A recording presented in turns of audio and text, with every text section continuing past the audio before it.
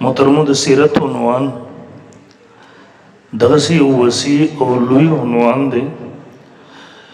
کله چې مقرر ته ویل شي، خطیب ته ویل شي چې ستا موضوع او عنوان سیرت د رسول الله صلی الله علیه وسلم دی، نو هغه لږ ساعت دپاره حیرانم شي، پریشانم شي چې رب ذوالجلاله زه به د رسول الله صلی الله علیه وسلم د سیرت کم کم پهلو بیانو، کم کم به پرېږدم، ځکه د رسول الله صلی الله علیه وسلم د ژوند او زندګي هر پهلو، هر یوه لمحه هغه دومره اهمه ده، هغه دومره ضروري ده چې هغه د دې تقاضا کوي چې هغه دې بیان کړی شي.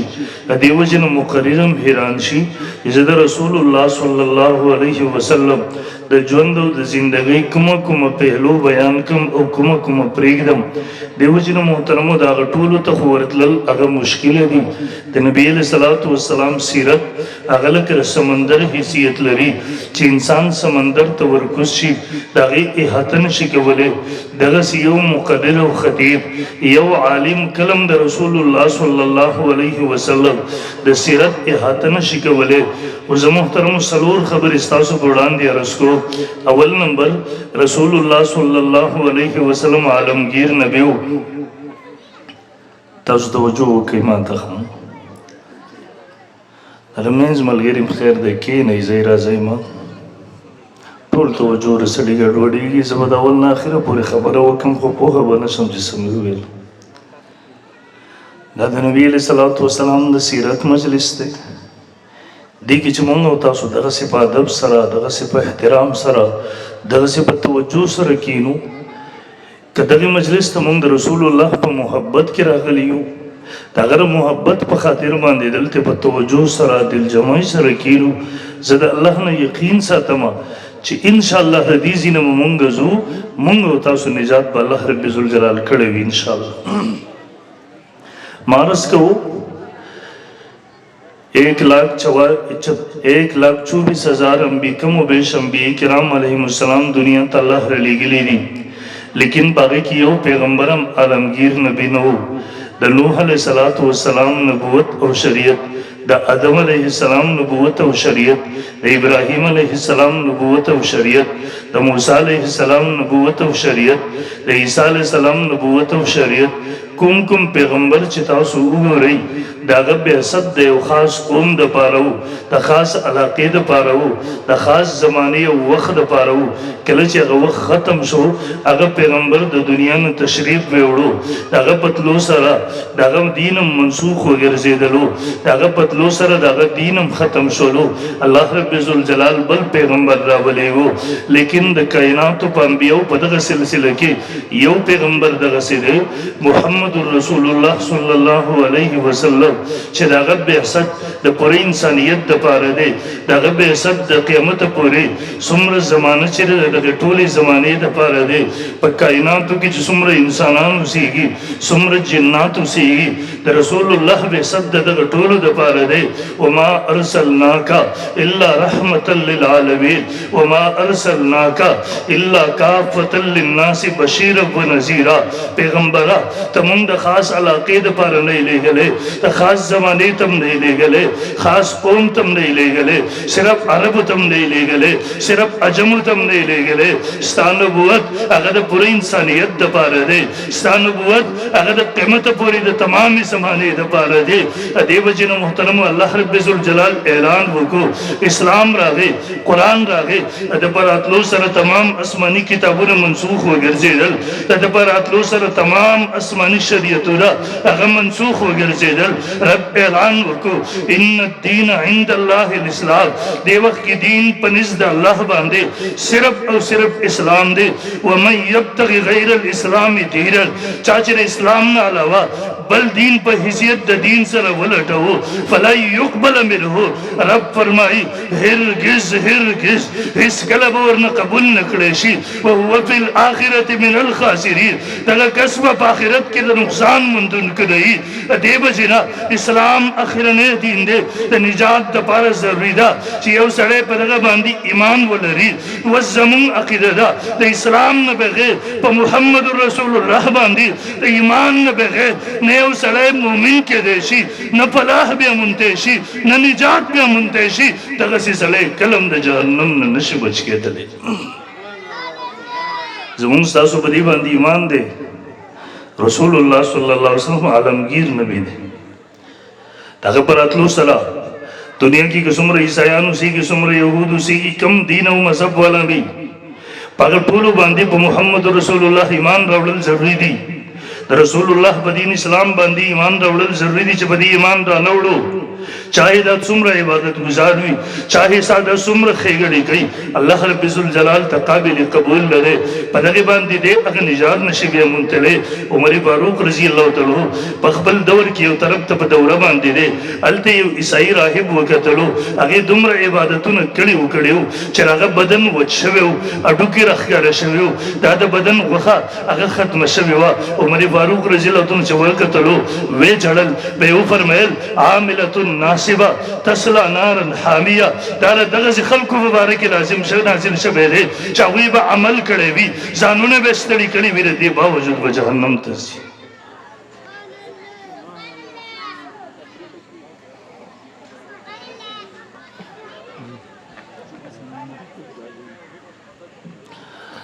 حضرت صاحب زمونږ ستاسو د ټولو مشر راغی، نور علما به هم راځي انشاءالله العزیز.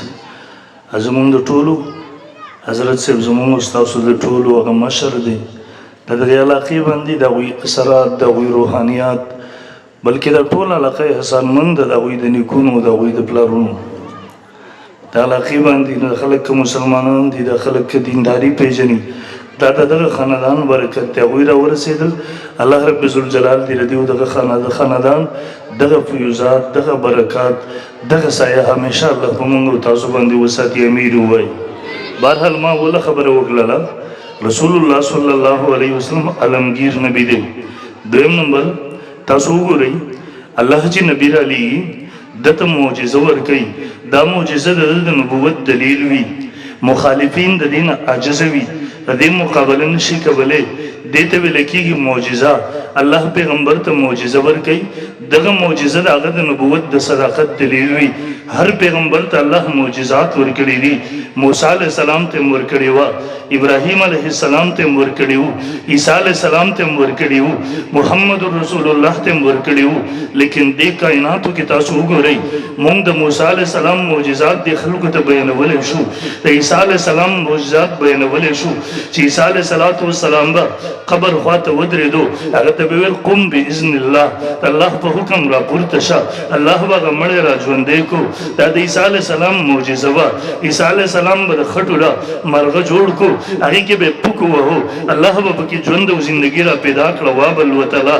لیکن دا موږ دنیا ته بیانولی شو. د ابراهیم علیه السلام اور پې اثر ونه کو، دا دغه معجزه وه. موسی علیه السلام ته سمندر لاره ورلله، دا دغه معجزه وه. دا معجزات موږ بیانولی شو، لیکن دنیا ته ښودی نه شو. کائناتو 1,24,000 کم ویش انبیاء کرامو کې صرف یو نبی دی چې هغه معجزه نن موږ دنیا ته صرف بیانولی نه شو، بلکې دنیا ته ښودی شو. ستا د کلي عالم نه، ستا د کلي شیخ الحدیث نه، ستا د کلي شیخ القرآن نه، ستا د کلي یو زمیندار کاکا قرآن مجید څوک تر اسلام په حقانیت دلیل غواړي، ستا د کلي زمیندار کاکا او دس وکي دغه قرآن په سر راواخلي. دا د محمد رسول الله نبوت هغه دلیل دی چې 1400 کاله دنیا هغه د دې د مقابلې نه عجزه وه. دا د رسول الله لویه معجزه ده او انشاءالله د قیامت د سبا پورې به عجزه وي انشاءالله. تاسو یوې خبرې ته سوچ وکړئ، الله هر پیغمبر ته معجزه ورکوي دغه وخت او حالاتو مطابق. کوم وخت کې کوم زیات شهرت وي، چرچه وي، د هغې مطابق الله هغه پیغمبر چې هغوی کې مبوس کوي الله ورته هغسې معجزه ورکړي. تاسو وګورئ، موسی علیه السلام الله را لېږو، دې وخت کې چرچه وه په هغه خلکو کې، د دا سحر جادوګری دا سيزونه موسی علیه السلام ته الله دغه معجزه ورکړه چې دیو هغه ټول ارسه پیل کړه دیو بدو پړو رسو د دې سيزونو نه باغوي ماران جوړول موسی علیه السلام ته الله معجزه ورکړه هغه بخپل امسا گزار کړل هغه نه اجدها جوړه شو هغه ساحرانو جادوګران چې مقابله ته پیرون راغوخ دیو هغه چې کله وکتله د موسی علیه السلام همسا مبارکه چغور پرې خو دله هغه نه لوی اجدها جوړه شو هغه پړې رسي هغه ټوله په یو غړپ نو نه سره وخړله ساحرانو جادوګرانو وکدل چې یقینا دا سحر نه دی دا جادو نه ده دا یقینا سحر جادو خو مونږ کتلې دي مارانم کتلې دي دا خدایي معجزه ده د دې وجنه ساحران جادوګران پاغه زبان دي تسلیم شو موسی علیه السلام ایمان راوړ رسول الله صلی الله علیه وسلم زمانه کې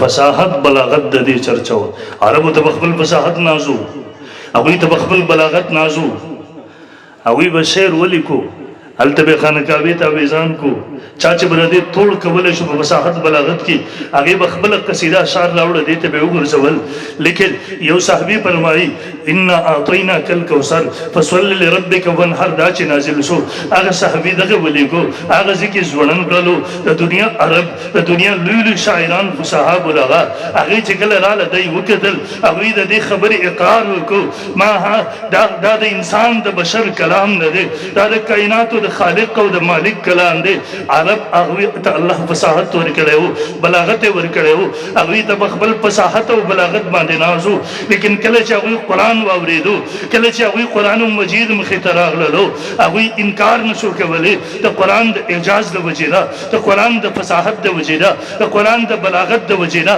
د قران د حقانیت د وجیدا دا ټول هر څه د عربو مخې ته عربو د مقابله کوشش کړو لیکن چا مقابله نه وکړي شوی او دغه پیغمبر هغه کلام راوړی وو چې هغه امیو لیکل وستل نه ویزه کړي کم مکتب ته نه وتلې سکول ته نه وتلې مدرسې ته نه وتلې دغه یو انسان باندې رب ذل جلال دغه یو فصیح کتاب نازل کو انسانیت ته چیلنج ورکو عربو ته چیلنج ورکو راشي ردی مثال پیش کړي درې چیلنجونه ورکړیو اخیرنه چیلنجو فتو بصورت من مثله تاسو ځان ته عرب وای دا کتابم په عربی جبه کړي تاسو وای کدا د انسان کلامي به یو وړو کې صورت د دې په مثال راوړي عرب تاغین عاجزو سوار سو کاله زمانه ته رسول الله انسانیت د مقابلین عاجز ده او ان شاء الله د قیامت د سبا پورې به عاجز وي ان شاء الله ما د یو عیسائی انټرویو کې تللوی مناظر مبلغ د مسلمان شو دنه ته بوس کې ته سم مسلمان کړي چرته چا عالم در سره بحث شو نه چرته چا در سره مناظره شو نه چرته چا دعوت ورکړو نه سم مسلمان ته دی ورته د قران یو آیات دی وګد باز ورته کې زغه تفصیل نه نقل کوم دی وای ولزه یو ځکه یو زمیدار کاکاو د پورا علاقه چې و د مسلمانانو د باندې علاقه و د مشره چې و د مشره دا یو زمیدار کاکاو مدرسه جماعت سکول یو شی نه ویلې د دې علاقې مشر وسخ سره ویل زرا غلم ماده ته دعوت ورکو د نه منله موږ لالچ ورکو د نه منله زما خیال لو چې د مشر راوړي ټول علاقه باندې د دیوبم راوړي مور ته لالچ ورکو یو شی نه منو ول اخر کې هغه کاکا راته وایي ته ما د اسلام نه اړول غواړې ما ورته لاو ول ولې مې اړې ول ځکه اسلام ناقص دین دی نعوذ بالله دا باطل دین نه عیسایت تراش ول هغه کاکا راته وایي لږ صبر وکړه کاکا کور ته لاړو او داسې وکړو قرآن مجید یې راوړو ما ته وایي دا قرآن د اسلام د حقانیت او د صداقت دلیل دی دا د محمد رسول الله معجزه ده دا هغه د حقانیت او سچایي دلیل دی ویل ما ته هغه بوډا کاکا زمیدار کاکا وایي چې په دغه قرآن پوهېدم نه ما ته په میز کېښودلو ما ته وایي دا قرآن دی که ته اسلام غلط ثابتول غواړې ما ته به دا قرآن کې غلطي وښیي هغه عیسایي وایي ویل ما وایي چې یاره سودا خو ډېره اسانه وشوه زه چلو بل ورځ به زه خپل رایب خانو سره عربي ته وکړم زه به دته غلطي وښیم دا به اسلام پرېږدي دی نه و خبر چې سودا ډېره سخته وشوه دته نه و پته دغه به زما د دې بابا دا چیلنج د دې کاکا دا چیلنج دا بس دې د وجې نه به زما سترګې د قرآن سره لګېږي، زما زړه او دماغ به د قرآن سره مخامخېږي. او دا هغه کتاب دی د عربو سخت خلکو چې کله دا قرآن واورېدو هغوی ټینګ نه شو اسلام یې قبول کو. دا هغه اثر او تاثیر والا کتاب دی. عمر فاروق رضی الله تعالی عنہ کې سخت سړي چې کله دا قرآن تلاوت واورېدلو اثر یې وکړو، هغه اسلام راوړو ته مجبور کړلو. هغه ته نه وه پته دې ته غرونه نه دي ټینګ شوي، دې ته یو څیز نه دی ټینګ شوی، هغه ته نه وه پته دا هغه قرآن دی چې جناتو کله دا واورېدل د سترګو نه اوښکې دارې وهلې. امام شریعت سید عطاءالله شاه بخاري فرمایي کله چې دی په جیل کې دی، دی وایي خواته یو هندو سپرنټ دی، د هغې کمره ده، ویل ما ته کار ولو د شپې به ته دغه میچنه تاوهې او هغه غنم به وړه کې. شاهجي وایي د شپې ما قرآن شروع کړو، د شپې په تیاره کې زما اواز تیز وتلو، سپرنټ په غوږونو ولګېدو، هغه عیسائی و، ویل هغه تیز راغی. ما ته وایي شاهجي بس کیجیے، شاهجي بس کیجیے، شاهجي بس گا، اگر اول پڑھ لیا کہ نور دی وایو سینہ پٹ جائے گا، دل پٹ جائے گا، بس گا کہ نور قرآن دی وایو سینہ جس سینہ میں وچاو دی قرآن دا قانیت دیوی زلالم. علماء دا یورپ راہب خانو سر رابطو بکلالا والا وی 3 دن ٹیم راکو ویل دریو رسی بس دیو ما سر رابطو نکلا مور سر خبالا وکلا زبتا موما ویل ماوتے غلطی دیو آجا سو سا غلطی نو ورمالو ویل زا کور تا لارم ما کو چلنجی خیو چا سرا ویل ما مترجم قرآن راو دیو جن تاسو ټولو ته هم قرآن ولولئ. خپلو دې علماو ته کېږي نه مجبوره کوي، که کوم اکثرو ځایونو کې کېږي که کوم ځای کې نه کېږي ورته وایي مولانا صاحب موږ ته قرآن ترجمه شروع کړه، تفسیر شروع کړه. نه دي پوهېږو ته یې راته وایه واخو به ورو که نه چې زموږ رب موږ ته څه وایي. ویل زه خو بازار ته لاړم ما مترجم قرآن راوړو. ویل ما پین کاپي راواغېستله، ما قرآن مطالعه کوو په دې نه چې ما ته غلطي میلاو شي، چرته فصاحت غلطی، چرته بلاغت غلطی، چرته د حقانیت دلیل، چرته واقعي خلاف ما ته خبره ملاو شي. ویل قرآن به اول تا اخر ولوستلو ما ته غلطي ملاو نشوله. ویل دوباره مې شروع کړلو. ویل ما ښځه بچو ته وی چې تاسو هغوی خپله طریقه چې کومه د عبادت وه تاسو الله ته رجوع وکړئ چې ما سره الله مدد وکړي ما ته قرآن کې غلطي ملاو شي. ویل ما اوله سپاره شروع کړه دوباره جمعې ورځ ده. ویل زه اولی سپارې د اخرنۍ پاو ته راورسېدم، یو آیات ځان ته راښ کړم ود کثیر من اهل الکتاب لو یردونکم من بعد ایمانکم کفارا. دا ای مسلمانانو د اهل کتاب غواړي چې تاسو ستاسو د ایمان نه پس واپس کفر ته بوځي مرتدم کی. حسدا من عند انفسهم زړونه د کینو د بغض نه ډک دي. الله ولې دیو حق نه پیژني. من بعد ما تبین لهم الحق، حق ورته ښکاره شوی دی، صرف ضد دی. دغه عیسائی مناظر مبلغ وی ویل ما ته خبره ښکاره شوله، ما خو هغه صرف د دې نه اخوا ما د قرآن حقانیت وکتلو. هغه راهب خانې چا چې پوره ژوند او زندګي د قرآن سره بغض کړی دی، دشمني یې کړې ده، ګستاخي یې کړې ده. دا قرآن یې کله لیټرونو کې بیولی دی، کله د خپو د لاندې راوستی دی، کله د مسلمانانو د دلزارۍ دپاره مختلفې طریقې کړې دي. لیکن د یو بابا نن چیلنج دی، د زمیدار کاکا پوره یورپ ته چیلنج دی، هغوی د چیلنج د جواب نه عجزه دي. ویل ما وکتل هغوی عجزه و، قرآن مې اول تا اخر وکتلو، زم عجزه شومه. ویل ما دپاره اوس دوه لارې وي، یا اسلام قبلولو یا ضد اختیارولو بس. ویل زمونږ خو عقیده دا وه چې دا قرآن نبي علیه السلام د ځان نه جوړ کړی دی. ویل دې آیات ځان ته راښ کړه. وایي ما ته وی چې که دا هغه ځان نه جوړ کړی و نبي علیه السلام نو 1400 کاله مخکې هغه ته څنګه پته ولګېده چې یو کس به راځي دا کار وکړي. ځکه آیات خو 100% په ما پټ کېدل دي. ما ته خپل ضمیر وایي ته چا ورښودی که دا چېرته د الله کتاب نه وي. او له دې قرآن هغه آیات دغسې دی نه نه چې انسان په دا تناظر کې لولي په حقیقي نظر باندې لولي، قسم دی دا 100% تر اوسه پورې پټ کېږي او تر قیامته به وي دغسې. ویل ما ښځه راووتله، ټوله قصه مې ورته دی، ما ورته چې دته مونږ چا ورښودو. ویل هغه هم سوچ، ما ورته ویل ښځې څه کوو؟ ویل هغه ما ته وایي چې که ته هر څه کوې زه خو کلمه ویم مسلمانېږم. ویل ما ورته ویل ښځې صبر وکړه. ویل ښځه مې را روانه کړه ځان سره، نږدې یو مفتي صاحب مولانا صاحب ته مدرسې ته راغللو. ما ورته قصه وکړله، ما ته د قرآن حقانیت ښکاره شوی دی، ما د قرآن صداقت کتلی دی، ما د رسول الله د محمد رسول الله صلی الله علیه وسلم د صداقت او حقانیت دلیل وکتلو. بس دی نور صبر نشم کولی، مونږ ته کلمه ووایه چې مسلمانان شو. عرض دا کو د رسول الله صلی الله علیه وسلم ډېرې معجزې وي، خو یوه معجزه قرآن دی چې نن موږ دنیا ته صرف بیانو نه بلکې عملاً ښودی شو. الحمدلله. دریم نمبر ګورئ، الله چې انبیاء کرام علیهم السلام را لېږلي وو، پیغمبر به د الله نه اخیستل بندګانو ته به ورکول، احکامات به هلته نه اخیستل بندګانو ته به بیانول، شریعت به د هغوی دپاره راتلو، دستور به راتلو، منشور به راتلو. لیکن په دې کائناتو کې تاسو وګورئ، په 1,24,000 کم و بیش انبیاء کرامو کې یو پیغمبر دغسې نشته دی چې د هغه تعلیمات مکمل محفوظ موجود وي. دې وخت کې عیسایانو ته ورشئ، د هغوی سره خپل دین نشته دی، خواهشات ورسره د هغوی ته دا پته نشته دی زموږ د شریعت حکم د عباداتو سره تش عباداتو پته نه لګېږي. یهودو ته لاړ شي، هغوی خپل دینونه په دې وخت کې خپله یو څه جوړ کړی دي. هغوی لاړ شي اختر په ورځ، باسو په بله ورځ مقررې هفته کې یو ځل څوک میاشت کې لیسټ جوړ کړي ما دا ګناهونه کړي، خپل پوپ خپل راهب ورته وایي دومره دومره پیسې جمع کړه به ستا ته معافي وشوه. د هغوی دا دین دې وخت کې پاتې دی. دې وخت کې په کائناتو کې صرف اسلام دی چې دا محفوظ دی. صرف عبادات نه دي، د رسول الله صلی الله علیه وسلم عادات هم محفوظ دي، تر اوسه محفوظ دي او تر قیامت د سبا پورې به محفوظ وي انشاءالله. زما د وړې دورې کالو زه طالب وم، هغه وخت کې زموږ جومات تر تبلیغي یو جماعت راغلی و، دوبۍ یو هلک به کې و، ښایسته نوجوان په سنتو بشره برابر.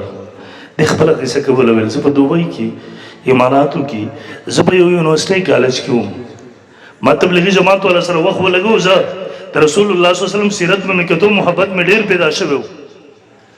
ویل دی ما به ټول کوشش کوم، نبي اسلام به کېناستو څنګه، پاڅېدو څنګه، خوراک به څنګه، دا ټول به ما ژوندی کولو کوشش کوو. نبي علیه السلام به ګرځېدو څنګه، دا محفوظ دي. ویل ما به د مازدیګرې مشق کوو، کتاب به مې کتو شمایل ترمذي چې نبي اسلام به دغسې ګرځېدو، ویل ما به هغسې مشق کوو. ویل خواته په دا سایډ باندې زمونږ یو استاد و ټیچر هندو، ویل دی ما پسې راغی چې ته لږ راشه. ویل زه یې بوتلم، ویل کور کې یو وړی مور وه، ما ته وایي بچې ته چې د مازدیګرې ګرځېږې ما له ډېر خوند راکوي چې د دې ځای نه تماشه کوه. ما ته وایي ته نږدې لږ دغسې وګرځېږه. ویل زه ودرېږېدم. وایي ما ته وایي بچې ته دا ولې دغسې ګرځې؟ ویل ما ورته وایي دا زموږ د پیغمبر محمد رسول الله صلی الله علیه وسلم د ګرځېدو طریقه وه، زه خو هغسې نشم کولی، لیکن د هغه ادا کوشش کوم د زده کولو. ویل هغه زما استاد ټیچر او هغه بوډۍ، ویل هغې چې واورېدله په هغه ځای باندې کلمه وویله، مسلمانان شو. ویې فرمیل ویل له کم پیغمبر ګرځېدل چې دومره ښایسته وي، دغه پیغمبر دین او شریعت به څومره ښایسته وي. دا خو جدا ده چې دغه پیغمبر د سنتو سره موږ ناشته یو. د معاشره کې تاسو وګورئ، زموږ کورونو کې، زموږ ژوند او زندګۍ کې دغه پیغمبر څومره سنت موږ ماتو. روزانه په بنیاد ورته که سوچ وکړي د انسان زړه درد وکړي. ماتول غوسه کې مسلمانانو ته د رسول الله په سنتو کې شرم ورځي. نو بهرحال عرض مې کوو د رسول الله صلی الله علیه وسلم چې کوم دین او شریعت راوړی و دا مکمل محفوظ. او یو خبره بله وکړم، د دین تدوین حضرت امام اعظم ابو حنیفه، شافعي، مالک، احمد رحمهم الله د څلور امامانو کړی دی. مدون اول د دین او شریعت هغه حضرت امام اعظم ابو حنیفه رحمه الله دی. مخکې به حافظو کې عرصه وو، د شریعت تدوین چې کړی دی حضرت امام اعظم ابو حنیفه کړی دی، په امت یې هغه عظیم احسان کړی دی. د دې وجې نه د هغه زمانې یو عالم لیکي په مسلمانانو باندې واجب دي چې حضرت امام اعظم ابو حنیفه رحمه الله ته به مونځ پسې دعا وکړي. د دې وجې نه یاد وساتئ، فقیه واحد اشد علی الشیطان من الف عابد. یو فقیه دا په سلو عبادت ګزارونه د ګمراه کول شیطان ته ګران وي. د دې وجې نه یاد وساتئ، څوک چې دلته امام ابو حنیفه نه تا بدزله کوي، د هغه په خلاف تا لګیاري، ته پوه شه دا شیطان دی. څوک چې د پټې نه کټ کوي، امام ابو حنیفه نه دي کټ کوي، دا د انسان په شکل کې شیطان دی. که دا ملا دی، د ملا په شکل کې شیطان دی. که دا شیخ دی، د شیخ په شکل کې شیطان دی. د انکاري حدیث فتنې د دې ځای نه اوچتېږي. حضرت امام اعظم ابو حنیفه د دې امت محسن دی. محسن پسې کنځل کوونکي د مکه حرام وي، موږ نه مکه حرام نه یو، موږ د حضرت امام اعظم ابو حنیفه خدمات هغه موږ سره احسان کړی دی. موږ به حضرت امام اعظم ابو حنیفه رحمه الله هغه سره به عقیدت ساتو، محبت به ورسره ساتو، هغه به ته په خیر تذکرې کوو، هغه ته به دعاګانې کوو. څوک چې به هغه پسې غپ غپ کوي دا ډاکو دی، په اسلام باندې ډاکه اچول غواړي. لیکن امام ابو حنیفه هغه چوکیدار دی. څوک چې په یو کور باندې ورځي هغه کور باندې برای راز گزار نشي کولی. دی په لاره کې لاول هغه چوکیدار وهي، دې وجې نه دی لاول گزار په امام ابو حنیفه کې د دې نه پس به اصل دین ته داخلېږي. نو دریم نمبر زمونږ دین او شریعت الحمدلله محفوظ دی او تر قیامت به. څلورم نمبر تاسو وګورئ 1,24,000 کم و بیش انبیاء کرام راغلي. د هر نبی په حواله سره موږ باندې دومره ایمان لرل ضروري دی. عقیده موسی علیه السلام د الله پیغمبر و، عیسی علیه السلام د الله پیغمبر او نبی و، داود علیه السلام د الله پیغمبر او نبی. لیکن چې کله خبره محمد رسول الله صلی الله علیه وسلم ته راورسېدله دلته دوه عقیدې شوې. یو دا محمد رسول الله صلی الله علیه وسلم نبی او رسول دی. دویم نمبر اخرنی نبی او رسول دی. سلسله په نبی رسول محمد رسول الله ختم شوله. خاتم النبیین نبی دا دی. د آدم علیه السلام نه شروع شوي وه، په محمد رسول الله الله ختمه کړله. د ختم نبوت تاج یې دته ور په سر کړلو. و چې د ده نه وروسته څوک هم د نبوت دعوه کوي هغه کذاب دی. فهو دجال افاک ضال مضل. دا سړی که په هوا باندې روان شي دا به هغه د سحر او جادو د دې نورو څیزونو نه به کار اخلي. دا دروغجن دی، دا دجال دی. مونږ به د هغه څیز نه ځان خیال ساتو ځکه زمونږ د پیغمبر تعلیم دی بوږده. قرآن مجید 100 آیتونه 210 احادیث متواتره. الله پیغمبر فرمایي لا تقوم الساعة قیامت به تر هغه وخته پورې نه قایمېږي حتی یخرج 30 کذابا تر څو چې 30 دروغجنان راپورته راشي. كلهم يزعم انه نبي. هر یو به دا خیال کوي زه نبي یم. خو یې فرمایل یاد وساتئ انا خاتم النبیین لا نبی بعدي. ذاخرنی نبی یم، زمان وروسته دنیا ته بل نبی نشي راتللی، ما نه وروسته دنیا ته بل نوی نبی نشي راتللی. ویې فرمایل ان النبوة والرسالة قد انقطعت فلا رسول بعدي ولا نبي. یاد وساتئ نبوت او رسالت الله په ما سره ختم کړله، ما نه وروسته بل نبی رسول نشته دی. ویې فرمایل تاسو اخرنی امت، زه اخرنی نبی، ما نه وروسته بل نبی نشته دی، تاسو نه وروسته بل هغه امت نشته دی. دا سلسله په دې ختمه شوله. دې وجې نه په ختم نبوت به ایمان ساتو. 1,24,000 کم و بیش انبیاء کرامو کې صرف یو پیغمبر دی چې هغه د آخري نبی کېدو دعوه کړې ده. قرآن مجید د دې اعلان کړی دی. 100 ځایونو کې 210 احادیثو کې محمد رسول الله اعلان کړی دی چې زه آخرنی نبی یم. دې وجې نه څوک چې دې وخت کې قادیانیان لګي ځوانانو تاسو ته وایم په دا میډیا باندې ډېر خلک لګیا دي مسلمانان ګمراه کوي. دې وجې نه ځان وساتئ دا ټیک ټاک په ذریعه بلې خلک د ګمراه کولو کوشش کوي. هر شی ما اورئ، هر څوک ما اورئ. دې وخت کې ملحدین لګیا دي د الله د وجود نه منکر شکوک شبهات دراځي. هغه کمقل دا نه مني دا مخې ته دا ما یو ډکس پروت دی، دا تاسو منئ چې دا د خپله جوړ شي. دا منئ تاسو دا جلسګاه جوړه شوې ده، دې کې بلب لګېدلی، دې کې کیمرې سیټ شوي دي، دې کې هغه سټوډیو دا مایک دا ټول څیزونه سټې شوي، کرسۍ لګېدلي. تاسو عقل لا منئ چې دا د خپله وشي. دومره لوی کائنات، دومره لوی غرونه، سیندونه، وچه ځمکه، اسمانونه، ستوري، ورځ شپه، یخني ګرمي، دا ټول نظام په خپله کېږي. وفي انفسکم افلا تبصرون. الله وایي د خپل ځان کې خو سوچ وکړه. ستا په دا جسم کې دومره دلایل موجود دي چې دا به بهر ونه وځي. مونږ یو استاد خبره کوله، ویل یو ډاکټر و، عیسائی و، بیا مسلمان شو، لوی پروفیسر و، سرجن. ویل ما ورته څه مسلمان کړی؟ چېرته څوک تبلیغیان درغلي وو، څوک علما درغلي؟ ویل نه، د هغه لهجه دا وه. ویل چې یاره یو ډاکټر هم یې او دا بیا مسلمان هم نه وي، دا به سړي زوی نه وي. دا دننه دومره ارڅه چې د ستا په خوله کې چینه را پیدا کړي، ستا په د سترګو کې بینایي، ستا د دې سترګې بینایي ختمه شي، دا ټول انسانیت دې راجمع شي، دا دې راولي. خدای ړوند پیدا کړی د انسان دې راجمع شي، دا د یوې سترګې کې نظر ورته واچوي. دیو ټکنالوژي څومره پرمختګ وکړو، الله چې دې دا روح وباسي دیو دې پکې واچوي. څه یو مړی تر اوسه پورې دیو دې ټکنالوژي را ژوندی کړو. الله لږ افات راولي، حادثات، د دیو دا ټکنالوژي ټوله د هغې مخې ته به بس هېڅ نه شي کولی. دا جاپان په د ټکنالوژي کې څومره مخکې دی 400 کاله محنت کړو بلډینګانه جوړ کړي ولس منټ الله زلزله را ولا ستار سه ولا بزم کنه نست دلته د رسول الله د حدیث منکرین موجود دي دلته قادیان موجود دي ځوانان گمراه کوي تیر کال مونږ سره یو رابطه وشو یو زینا یو مفتی صاحب ویل کنیډا کې موجود څه دلیل دی و یو غټ کانی تلاش کوي ماته چې د اثر دی وخرم تاسو لګیا شو متر سو پوری بتل وي زنګدن په کې امام رازي رحم الله سره شیطان بحث کې مناظره کوي امام رازي دلیل وای دی ماته دلیل وای دی ماته ډیر حد پوری دلیل لاړه اخر کې امام رازي رحم الله بخاري شریف راوته قران راوته په خپل سینه باندې کې خودل وې فرمایل اوسه به دلیل ومنه موږ تاسو چې باطلو د شکوک شوباتون مې ورستا ذهن کې شکوک پیدا کې د خپل علماء سره برابر ساتو کنه ان شاء الله ساتو به ان شاء الله تاسو مولانا قاری ثنا الله صاحب چې د غلطي مدرسه ده تاسو د بچو دا غیم خطر تربیت کوي تاسو ر تربیت هم کوشش کوي ګور کله کله درته سربندو پروګرامونه کله د سیرت پروګرام کله د ختم نبوت دا علماء ولي چې تاسو ر دین ایمان عقیده حفاظت وشي دغه سي علماء قاریان هغه مضبوط کوي دا وی تایید وکړي دا وی سره ملګرتیا وکړي ځکه که دغه سی وی تاسو به مدرسې کې صرف تاسو بچو ته سبقونه ویل تاسو هم دغه سی وی تاسو ایمان بدلې هغه طرف ته نه تاسو خیال ساتي کوشش کوي چې تاسو د ایمان عقیده خیال وساتي ان شاء الله دې به سپورټ کوو د سره به ملګرتیا کوو د سره به تعاون کوو دغه مدرسه به آباد او ټیک ده کنه ان شاء الله کوو به ان شاء الله او اخر کې یو خبره د سیرت پروګرام دی ګورئ سیرت صرف دې ته نه وي نبی اسلام سره محبت چې ته جلوسونه مباسي جنډې ولګي شمه ولکه نه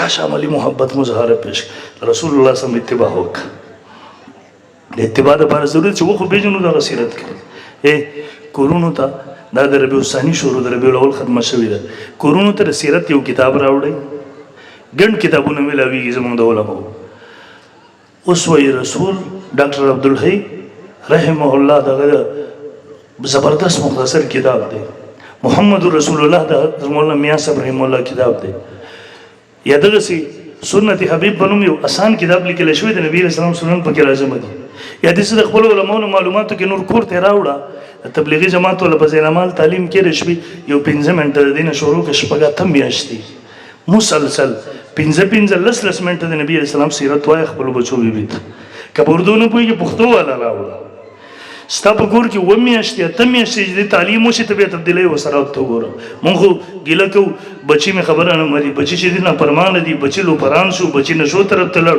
ته سوچو کې تاره بچی په تربیت باندې څومره کوشش کړی نو دا به شروع کوو ان شاء الله ما سره څوک واده کوي زبر سبانه کتاب راوړم مولانا صاحب نو تاسو کوم نوم برته لیکي زبر ته خي الته نه راوړم په دې باندې شرمېږم بچو د خلک دروغ قصې کوي راغونډې زب خپل بچو ته دې تعلیم کولن نه بس لس منټه د نبی له سلام سره هر شپه دې بناغنه کوم پابندي بل کو څوک را سره واده کوي چې دا وکړو نه لا سوچت کې لاس پرو وچت کې کو بده ان شاء الله 15 میاشتې تاسو کې خیرونه به وګوري الله دې مون کولو توفیق راکړي واخر دعوانا